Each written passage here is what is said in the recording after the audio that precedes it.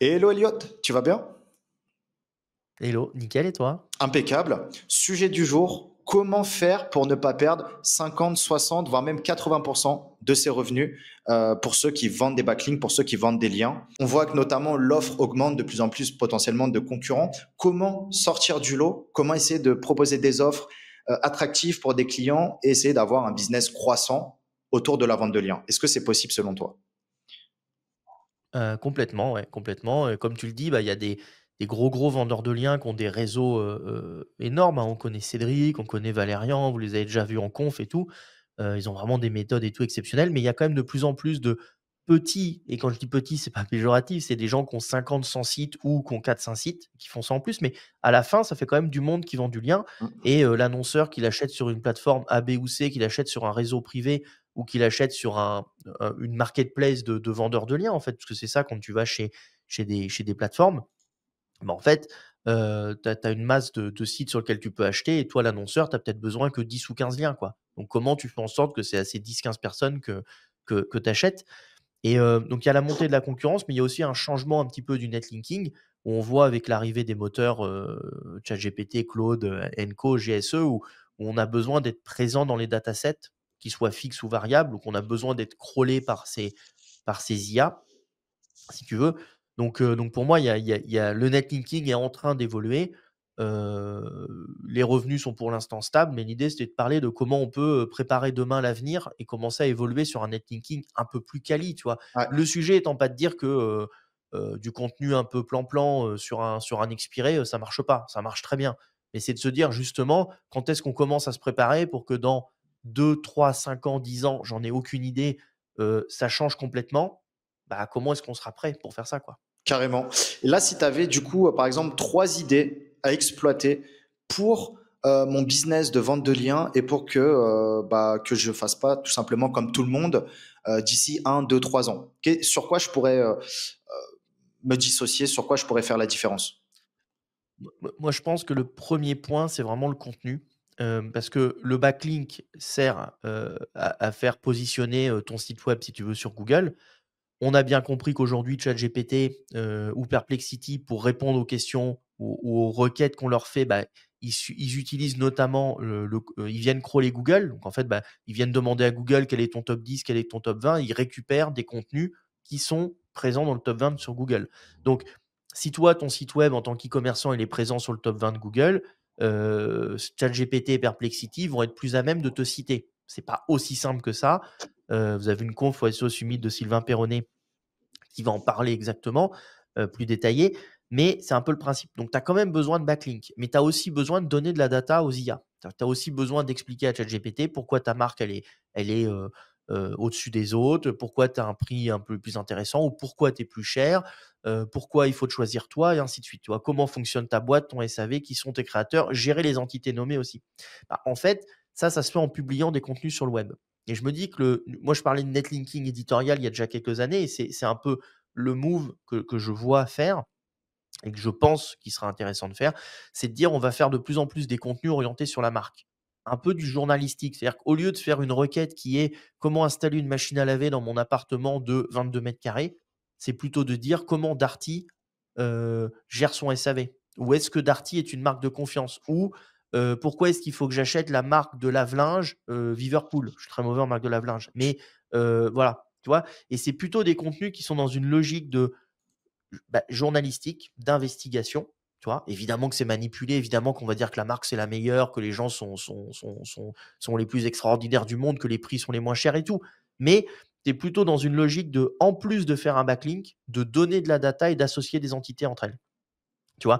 Et dans un de nos podcasts, Mathieu Chapon disait: «Bah, en fait, on est un peu des lobbyistes parce qu'en fait, on est comme les marques qui viennent soudoyer le vendeur chez Darty pour vendre plutôt la marque A que la marque B.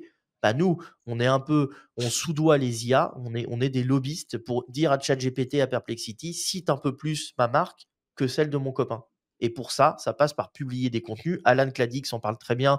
Déjà sa conf au Grand Rex, sur Faustine Verneuil était déjà explicite sur le sujet. Là, il remet, au goût du jour en octobre 2025 comment on peut manipuler et truander les IA. Donc je pense qu'il y a un gros sujet sur le contenu, Ouais. tu vois? Et qui était aussi un sujet, sur l'indexation des liens. C'est-à-dire que quand tu traites 25 fois la recette du gâteau au chocolat, à un moment donné, Google, il a plus envie de te crawler, quoi. Bien sûr. C'est compréhensible. Ouais, donc ok, Donc ça, ouais, avoir vraiment une vision. Donc sur le premier point, vision netlinking, c'est bien, mais pensez aussi pour les IA, telle marque, le leader en France de tel produit, telle niche. Effectivement, avec du classement, j'imagine, du comparatif, tous les trucs habituels qui ouais, alors ça, sont. Vas-y, pardon, je t'en prie. t'as raison, mais c'était mon deuxième point. Le Ouais. premier était de dire, bah, on fait attention au contenu et on s'oriente vers du journalistique un peu relation presse, Ok, en tu mode vois. RP, un mix, ok. Et c'est intéressant le move, tu vois?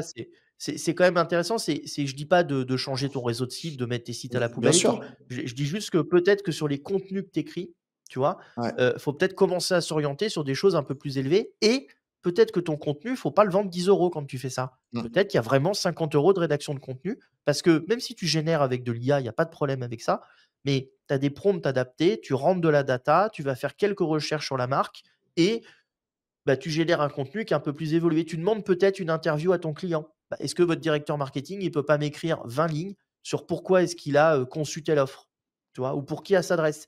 Quel est votre persona? Qu'est-ce que vous voulez dire? Tu vois? Et là, tu rentres dans les RP. Et la deuxième chose, c'est de changer un petit peu de format. Où aujourd'hui, on voit bien que pour les IA et Paul Vengeon, on parle très très bien sur ses différentes vidéos et tout. C'est les top X, meilleurs machin, comparateur de. On voit que ça, c'est des choses dont les IA sont assez friandes, notamment d'avoir la date dans l'URL, d'avoir des contenus frais à jour, tu vois? Donc il y a aussi une deuxième idée, c'est de, bah, passer sur des contenus, top 3 de tel truc, comparatif de machin, machin, tel produit 1 versus tel produit 2 et ainsi de suite. En restant dans la légalité bien sûr, mais tu vois, on peut proposer des contenus un peu plus alternatifs, légers, où c'est peut-être que des tableaux. On est peut-être plus obligé de réfléchir avec mon contenu de 500 ou 600 mots pour mon netlinking. Peut-être qu'en fait, bah, c'est un contenu de 200 mots avec un tableau. Ouais. Voilà. Totalement. Ouais, c'est marrant que toute cette typologie de requêtes, bon, c'était beaucoup les avis, mais aussi les comparatifs, meilleurs, etc. Marque 1 versus marque 2, c'était vraiment les typologies qu'on adore en affiliation. Et que maintenant, ça prend beaucoup d'engouement avec les LLM, donc notamment les affiliés, les SEO, les éditeurs, où on fait ça depuis des années. Bah pour nous, en fait, c'est normal et ça a tellement d'impact, comme tu le disais, ça a tellement d'impact pour faire ranker ta marque dans les LLM ou l'IA de manière générale. Et en plus, avec toutes les plateformes de backlink qu'on a, on sait identifier, on a Linkfinder, on a plein de trucs, on sait faire du parasite, on sait faire de l'article sponsor à moindre prix. En fait, c'est une technologie, c'est une expertise qu'on a en France ou dans d'autres pays, elle est même pas développée. Il n'y a pas Linkfinder, il n'y a pas tous les tips, il n'y a pas tous les conseils. On peut faire des trucs de fou, quoi. Mais aujourd'hui, tout est Ouais, ouais, donné gratos complètement. en plus. Tout est donné gratos en France, quoi. Complètement, et pour moi, moi, je vois quand même tu vois, quand tu compares les chiffres, le moment où la recherche IA et je parle même pas de ChatGPT ou de Google, hein, je parle des gens qui vont utiliser une IA pour faire du search au Ouais, lieu d'utiliser Google qui te répond avec des liens, c'est plutôt 2030. Donc ce que je suis en train de dire là, c'est pas demain, c'est peut-être que c'est 2 ans, 3 ans, 5 ans. En fait, c'est quand les acheteurs vont se réveiller et vont dire: «OK, comment on est positionné dans ChatGPT et Perplexity? Pourquoi ma marque ne ressort pas?» Bah, on dira: «On sait que pour la faire ressortir, il faut que vous ayez des citations sur le web faites comme ci, comme ça. OK, je vais en acheter». Et bah, là, il faudra des vendeurs de liens qui vendent ce truc, tu ouais, vois? Donc c'est toujours la même chose, c'est quand est-ce que tu es dans la R&D, quand est-ce que tu es time to market? Et là, pour moi, on est encore dans de la R&D, bien mais je trouve sûr. intéressant, tu vois, d'en parler, de traiter le sujet et de dire: «Bon, bah, on sait faire, on a la techno, nous, on a plein de R&D, nous, sur le sujet, on a un très gros réseau de sites co et voilà». Et mon troisième point, justement, était de dire: «Beh, c'est bien, mais il faut quand même que ce contenu soit crawlé par les IA». Tu vois? Il faut que ça soit dans les datasets de ChatGPT donc ou de Perplexity, donc il y a toujours le dataset fixe qu'a entraîné le modèle. Là, on peut pas y toucher et il y a un dataset variable qui est quand le LLM se dit: «Je dois aller crawler le web», qui vient chercher dans une autre database. Il vient pas chercher que sur Google. Google est la grosse database, mais il vient chercher sur d'autres bases de données. Donc on voit qu'on peut être présent sur Wikipédia, sur Wikidata, dans Common Crawl, on voit Reddit, on entend parler des forums, on entend parler aussi des réseaux sociaux. Donc c'est aussi en troisième stratégie de contenu, se dire, bah, comment on pourrait proposer ça un jour à nos clients, d'expliquer, que, je sais pas, par exemple, tu as écrit une fiche Wikipédia sur ta marque et tu peux la changer assez facilement comme tu veux. Ouais. Tu as des comptes Reddit, tu vois? Peut-être que tu dis: «Bah, en plus, mes sites, moi, j'arrive à les pousser dans Reddit» ou «J'arrive à écrire du contenu» et tu avais fait une vidéo un jour avec Maxime de Rocket Links où il reprenait le fait que de dire c'est pas parasite, c'est parasite. Ouais. Finalement, on a encore Je mal crois que traduit en c'était France. Léo qui avait fait la vidéo avec lui. Je l'avais pas vu, mais c'est possible que ce Ah, soit ok. Léo. Mais oui, Maxime Rocketling d'ailleurs qui font pas mal de médias, RP, etc. Complètement et qui est speaker aussi au SEO Summit et qui Ouais, expliquait très bien de dire que, parasite, c'est de venir caler ton information sur un site qui est déjà positionné dans la SERP, ce qu'on fait depuis très bien longtemps. sûr. C'est le même fait que de se dire en e-com, si j'arrive pas à doubler Amazon, bah, comment je vends mes produits sur Amazon et comment je suis proposé en premier sur quelqu'un qui fait une recherche sur Amazon, tu vois? C'est une logique aussi complémentaire. Donc là, moi, la logique, c'est de se dire, bah, il faut peut-être creuser aussi les comptes, Reddit, peut-être qu'il faut vendre des comptes Reddit, Ouais. peut-être qu'il faut en créer, de se dire: bah, tiens, j'aimerais apparaître sur Reddit, comment on fait? Bouge pas de problème, je crée une conversation, mes petits faux comptes, ils vont parler entre eux et je viens caler ton lien ou ton information ici sur Reddit. Tu vois? Peut-être que c'est ça demain, mais je pense qu'il y a aussi une logique de voir le site web comme une URL quelque part et comment est-ce qu'on publie sur ces URL, quoi. Bien sûr, totalement. Non, c'est vrai que les us et coutumes évoluent. Là où maintenant on a des business beaucoup plus qu'avant de achat, création, vente de comptes Reddit, le business des chaînes YouTube aussi va être très émergent. Voilà, il y a plein de trucs qu'on va acheter nous en tant que SEO pour prendre de la visibilité très rapidement. Parce que des fois, faire ranker un site sur un mot-clé et le passer premier sur certains mots-clés, ça prend un an. Des fois, ça marche pas. C'est trop Ah long, il y a de la complètement. concurrence, du budget. Des fois, alors pour Ouais. 200 balles, tu publies sur le meilleur média de la thématique, tu rankeras top 1 ou top 2. Donc, comme tu as dit, c'est du bon sens, du parasite, trouver des tapes. Et ce que tu dis est hyper intéressant, tu vois? J'ai écouté une vidéo de Tugan Barra là récemment où lui disait: «Le business model que je montre aujourd'hui, c'est de créer des communautés Ouais, et de vendre, cette audience à des marques». Mais on peut se dire pourquoi demain est-ce qu'un et tu as parlé de YouTube, pourquoi est-ce qu'un vendeur de liens, demain en fait, c'est pas un créateur de communauté? Il a des sites, mettons sur, je sais pas, je prends une thématique bankable, allez, sur la banque assurance. mm, Bah, le gars, il se dit: «OK, je crée une chaîne YouTube aussi sur la banque assurance et je crée une newsletter sur la banque assurance». Je pousse ma newsletter via mes sites avec une inscription, OK? Et via ma chaîne YouTube, je pousse aussi la newsletter et avec ma newsletter, j'envoie du monde sur ma chaîne YouTube.